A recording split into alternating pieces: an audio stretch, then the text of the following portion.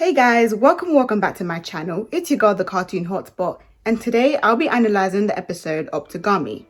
This video will contain a lot of spoilers, so here's your warning. So Optygami was released by Disney Channel Germany, which is why this analysis video is a little bit late because I had to wait for the English subtitles. But let me just say, this episode was very overwhelming in an underwhelming way, but I'll explain over the course of this video. So before we get into it, don't forget to subscribe to my channel, hit that thumbs up, and turn on that bell button for post notifications. Without further ado, let's get into this video.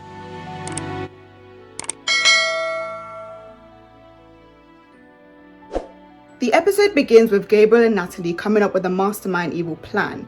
Here they're talking about the identities of some of the miraculous holders, which had me questioning, Optygami is episode 13 of season 4. Did they only just remember the events of Miracle Queen? Why did it take them so long to come up with this plan? If I were Hawkmoth, after discovering some of the identities of the heroes in Miracle Queen, I'd already be scheming, but hey, better late than never. Anyways, at least we can agree that Natalie is the brains, whilst Gabriel just sits there cackling to himself like the weirdo he is. So they come up with this plan in order to uncover Ladybug's identity at an event where all the miraculous holders will be present. Then we see Alya, the Kwamis, and Marinette in Marinette's room, and Marinette is gawking over Adrian as usual. They've been invited to this fashion icon award where Adrian will be awarded. One thing I particularly love about this scene is how well the Kwamis get along with Alya. I need more interactions like this. Alya then questions if Ladybug will ever let her keep her miraculous permanently, to which Marinette responds no, but Trix is fully convinced that she will. Then the class along with Luca and Kagami arrive at the event and Alya and Nino are playing some game. Pay attention to their handshake. I'll bring this up later on in the video. But anyways, Hawkmoth transforms and creates a senti-monster of Alec, the TV presenter, who insults Audrey Bourgeois on live television, and apparently she can't take it and gets akumatized. Honestly, she deserves it because when she's here feeling entitled and insulting everybody she comes across, she never has a problem with it, so why are you now getting your feelings hurt, Audrey? Marinette gives Alya the signal and she heads to transform. However, Adrian enters the elevator to transform as well as Marinette enters at the same time. And the both of them are like, Ladybug and Catnaught will come to save us. Most of the miraculous holders have been eliminated, so all that's left is Rena Rouge and Carapace. Marinette texts Alya that she's stuck in the elevator, and at the same time, Adrian texts Nino that he's stuck with Marinette. Then Marinette calls the emergency guardian phone that's in the miracle box in case she needs to contact the Kwamis, which came in real handy, like that's super smart. Of course she has to be discreet since Adrian is in there with her. She pretends to be on the phone to the fire brigade and she hints to Kalki to teleport by saying, "Come riding on a horse." Again, super smart of her. When all hope is lost and Style Queen is close to turning Adrian and Marinette to gold dust, they are both touching their jewelry and they say to each other, "I have something to tell you." But Hawkmoth tells Style Queen to leave them alone because that's his son, of course. So we didn't get a reveal or a confession, but what I want to talk about is how close they were to telling each other. You could argue it was a case of desperate times call for desperate actions, but I really do think they trust each other so much with their identities because if either of them was stuck with other people, I guarantee they wouldn't have even thought of revealing themselves. Meanwhile, Nino has been turned into dust by Style Queen, so all that's left is Rena Rouge. Kalki teleports to Rena and she receives a message from Marinette to also get the Bee Miraculous. However, Alya also takes the Turtle Miraculous for precautions, as she puts it, which we'll see is a huge mistake. Alya arrives back at the building and by then Shadowmoth had created a senti-monster of Nino. Alya gives Senti Nino the Turtle Miraculous and Hawkmoth realizes that something has changed ever since Ladybug became the Guardian. He realizes that usually when Ladybug needs help, she hands the Miraculous herself. If not her, then Catnaught would do the job, but now Rena has sort of taken Catnaught's role. Optygami is now hiding in the Turtle Miraculous so that by the time Ladybug takes it back from Nino, it will lead Hawkmoth straight to Ladybug's house, allowing him to discover her identity. So then Alya teleports inside the elevator, whisks Adrian away, allowing Marinette to transform, and Marinette then fuses the Bee Miraculous with the Ladybug Miraculous, giving us Lady B. Oh my gosh guys, look at her ponytail. She absolutely ate that transformation up. Look how badass she looks.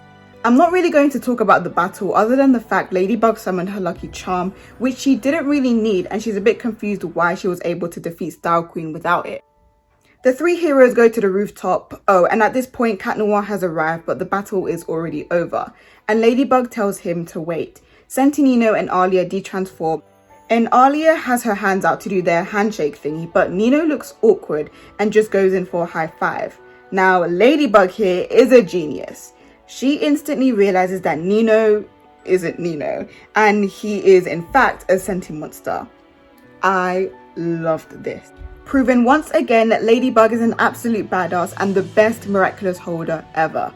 Her attention to small detail is honestly phenomenal.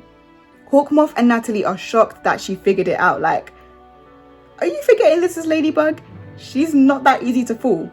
Alya is very distraught after this because not even she realized that Sentinino wasn't her Nino. And if Ladybug hadn't been paying attention, it would have been game over.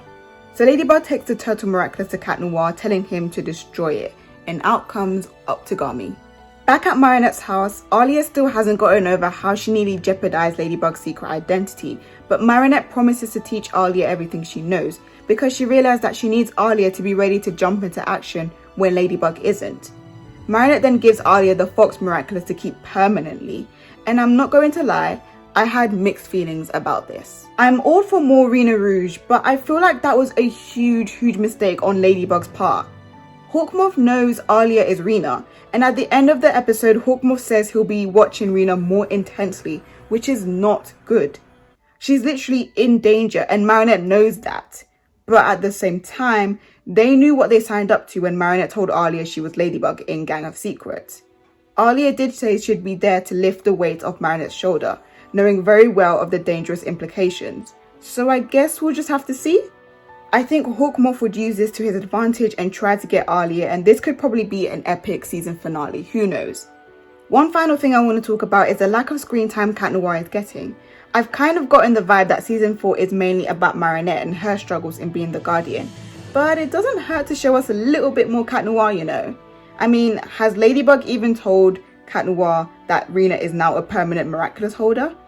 If she hasn't told him, he's bound to find out one way or another, and I just know he'll feel left out and he's been left in the dark. They're supposed to be a duo, it's supposed to be them against the world, but now it's kind of like Cat Noir is barely even present. Of course, these episodes are being aired out of order, so maybe I'm jumping the gun a little bit, and hopefully we will see more Cat Noir over the course of the season. So that was my thoughts on this episode. Like I said, it was very overwhelming in an underwhelming way.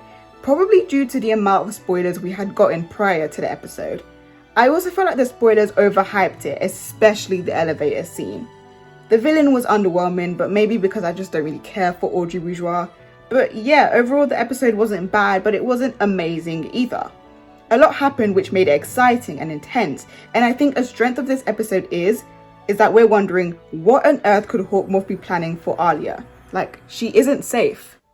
If you enjoyed this video, please feel free to comment down your thoughts, leave a like and subscribe to my channel for more analysis videos like this. That's it from me, and I'll see you again next time. Bye!